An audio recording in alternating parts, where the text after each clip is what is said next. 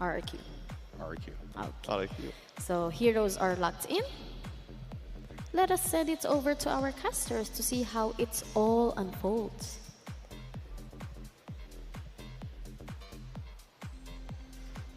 Alright, into the game we go. This is game one of a best of 3 series between Dfyg and RRQ Hoshi. Everybody wants to see this because it's Sutsujin going up against Super Ken.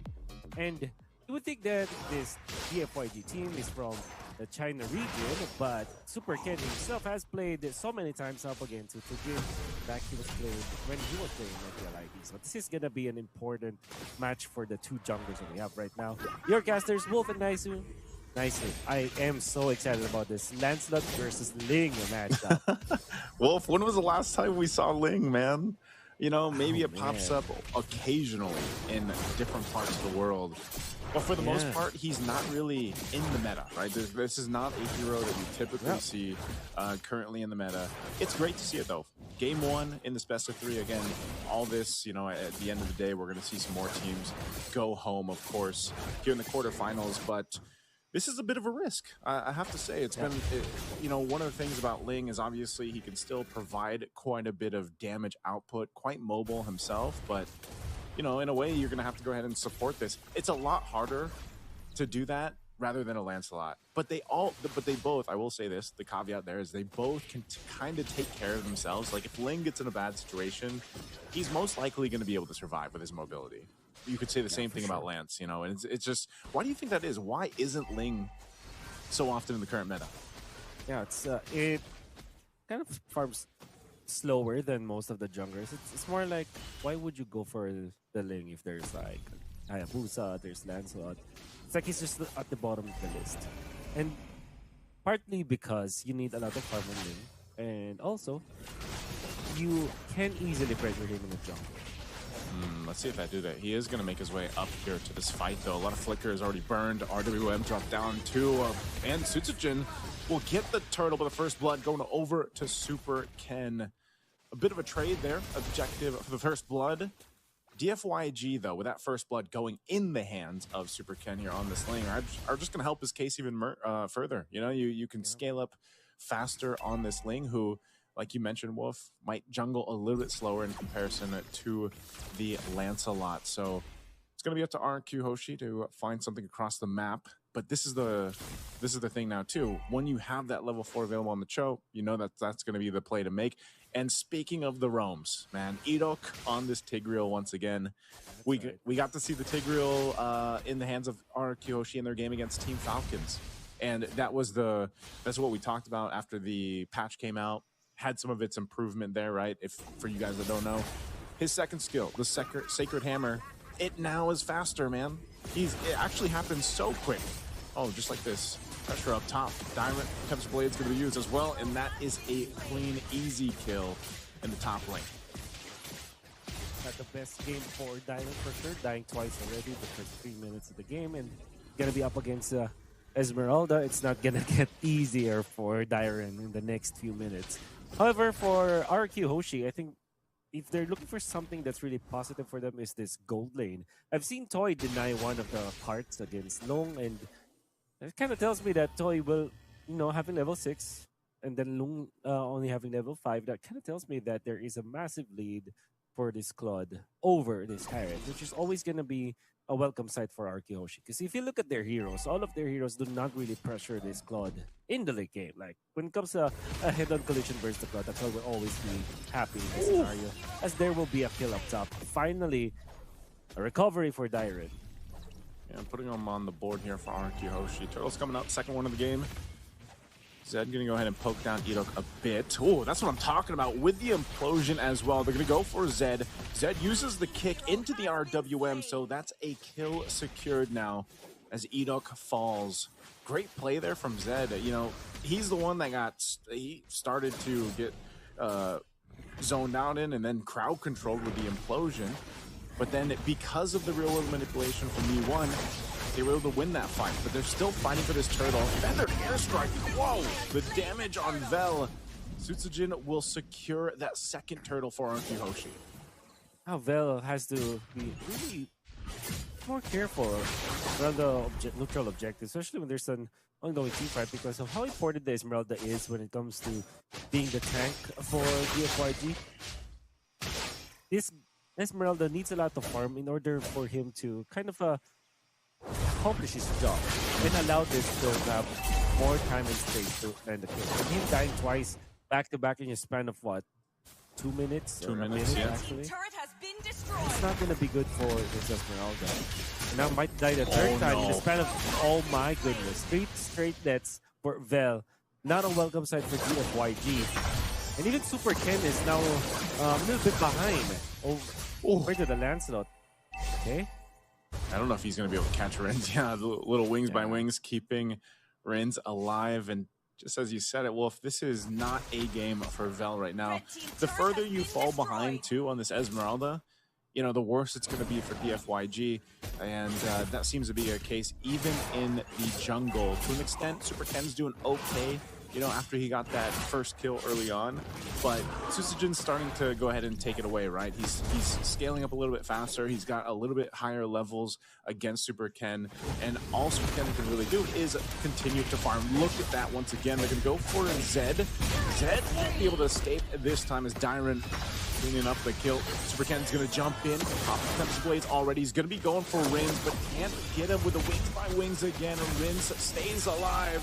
And now Toy, it's a gold laner duet in the jungle, but no one goes down.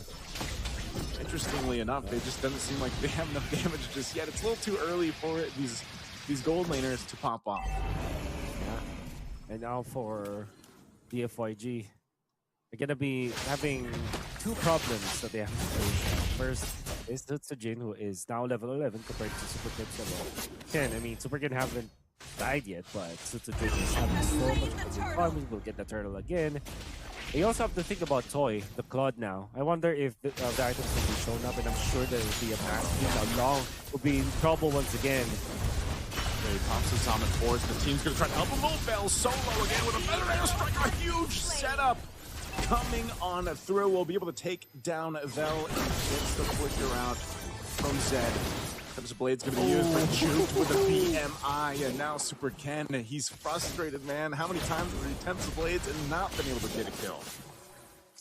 Oh, that's gonna be very frustrating. Doesn't have the retribution, so now Dyron and the gang, they can actually pressure him in here.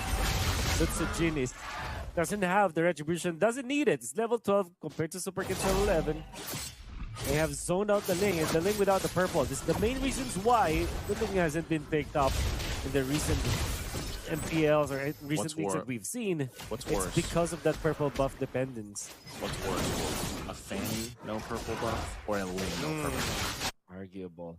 I've seen the Fanny beast. Yeah, it's both disastrous. All right, it's like you're asking me between like a level 10 difficulty and a level 9.9 difficulty, right?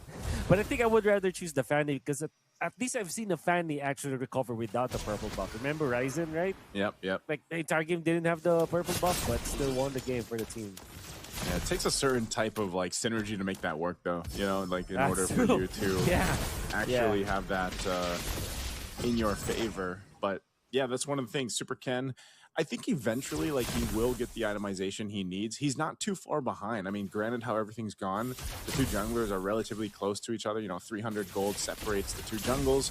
And so Super Ken, once he most likely gets that 3rd item, he should be able to actually get those kills. You know, it's like I said, it's been a few times now we've seen him try to set things up, even on the squishiest target over on RQ Hoshi, which is Rins. But unfortunately, you just can't catch him, you know, and these Feather Airstrikes have been doing work. And now the Divine Glaive is picked up by Rins, making them hurt that much more. So we'll see if Dfyg can adjust. They're going to start up this Lord. It's at half health.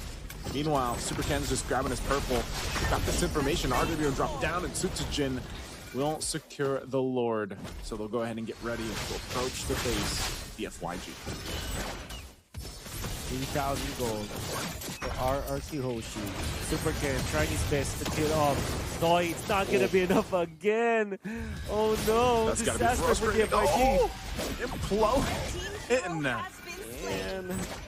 Oh, Super Ken, not feeling super right now after that, man. That's just unfortunate.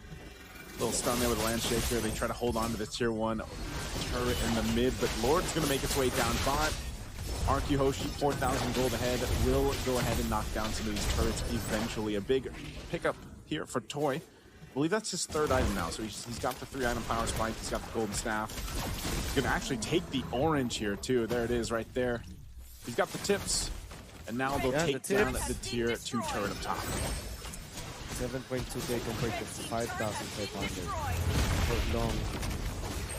Land shaker, Zed just gone. Goodbye, Toy gets that kill. Tier 1 mid lane's gonna go down. Super Ken working to deal with this Lord push. But right now with RQ Hoshi, they might actually catch Super Ken here or force the Tempest of Blades to be used. Oh man, look at the damage from Toy. Tempest of Blades used, but he's just gotta go escape and get back to base. Good thing the Lord was cleared out. Oof. Oh, Bravest Fighter jump in won't actually stop them from recalling. I guess Lumpa can't jump on walls, man. Yeah. You know, it's too bad. Over walls, baby. Over walls. Not on the wall, but this is looking really dark now for Dfyg. The fact that even Super Ken is not able to get a kill now kind of makes you think, like, why do we still get this lane? Why didn't we draft this lane? The payoff is so far away for Dfyg. Granted though, it takes look at the late game, ultra late game. Maybe 21 minutes in, maybe everything's equalized and RQ might not have enough to catch where the thing is. However, it seems like RQ Hoshi, with the tools that they have, on Toy having essentially critical mass kind of itemization for the flood, and then you also have 6 Genus just freely getting the kills. It's gonna be a great late game for RQ Hoshi as well. It's gonna be tough to deal with. This amount of power that RQ Hoshi has right now with this lineup is what's making it so difficult, because even if you're going to try to catch up into this, you know, like, it's difficult for Dfyg. Who is going to be the one to help them catch up? Super Ken has been struggling for the most time. Long hasn't really been a part of anything, but his Harith should now be at least close to being online to where he can then provide some of that damage throughput in these fights. But the problem is, man, you've seen how fast Super Ken gets brought to like a quarter of HP. And maybe that, once again, is a reason why Ling just does not work too well in this meta. And that's going to be a quick, easy Lord once again for RQ Hoshi. Some items being picked up here too. Super Ken just getting his BOD. So again, we're going to see if the Dfyg can defend against this. Again, a massive lead right now for RQ Hoshi. And if they force a fight, if they really want to, which is most likely, because it's Edo, right? Edo has this Tigreal. You can see them making their way down bot. It looks like they're going to go for Super Ken. Toy juking him out with a BMI, and he's going to run. So they want to keep that Lord up for that push, but they're going to force him away anyway in the mid as V1 is gone. A Thorn Rose to go through. Long dropping down the Zaman Force. The Land Shaker's going to be able to stun Vel, but Vel is still healthy. But now they have a Lord to deal with. A couple flickers were used by Dfyg. Super Ken might just go to cut the waves or join a fight in the backside. There's the implosion though, the catch right on target. Zed can't escape as this bottom base turret goes down with the Lord. And now the rest of the team in the base, feathered airstrike dropped down too long. Just burning, man. He's on 1 HP. And Vel is gone with a wave pushing it down bot. They should be able to end the game as RQ Hoshi takes game 1 in a dominant fashion. Super dominant fashion here for RQ Hoshi. Unfortunately, the gambit coming out from Dfyg